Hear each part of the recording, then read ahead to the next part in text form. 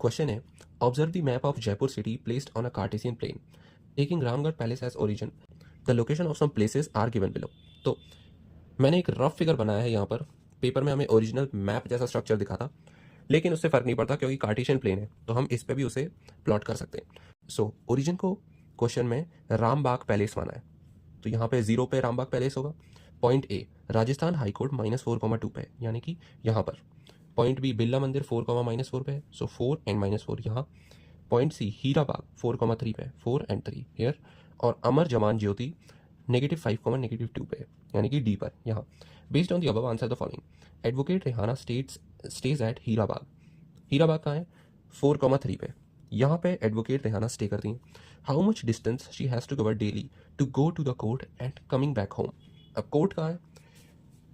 Rajasthan high court -4,2 पे, -4,2 यहाँ पे। अब उन्हें यहाँ से यहाँ जाना है, तो क्योंकि हमें इसमें कुछ पाथ स्पेसिफाई नहीं किया है, तो हम सिंपली शॉर्टेस्ट पाथ ही ले लेते हैं, जो कि ये होगा। अब उन्हें यहाँ से यहाँ जाना है और वापस भी आना है, तो हम इस डिस्टेंस को फाइंड करते हैं और उसका डबल ही हमारा आंसर होगा।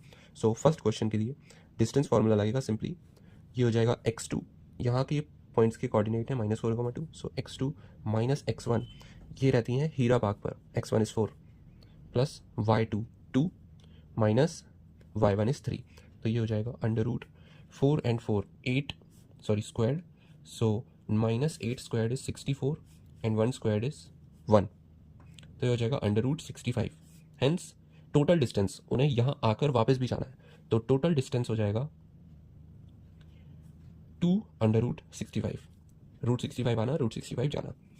Second question, there is a crossing on x axis which divides AD and a certain ratio. Line AD जो है वो x एक्सिस पे एक क्रॉसिंग है, ठीक है, यानी कि कुछ ये एक पॉइंट होगा, तो मान लेते हैं इस पॉइंट के कोऑर्डिनेट है x,0, क्योंकि y की वैल्यू तो इस एक्सिस पे 0 ही होगी। हमें बताना है वो रेशो क्या होगा। AD को ये पॉइंट सर्टेन रेशो में डिवाइड कर रहा है, तो वो रेशो क्या होगा। हमें x की वैल्यू फाइंड करने को नहीं पूछी कि ये x एक्सिस पे कौन सा पॉइंट है, हमें सिर्फ पूछा है कि हमें रेशो बता दें।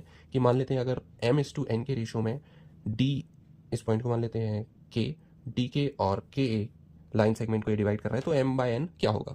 अब क्योंकि हमें y की वैल्यू 0 पता है, तो हम लिख सकते हैं कि y is equals to my2 plus ny1 upon y1 plus y2, ये फॉर्मूला होता था। तो y की वैल्यू है हमारे पास 0, so 0 is equals to my2, m into a का y which is m into 2 plus n into y1। y1 is of d का y1 इज -2, तो ये हो जाएगा 2m is equals to 2n।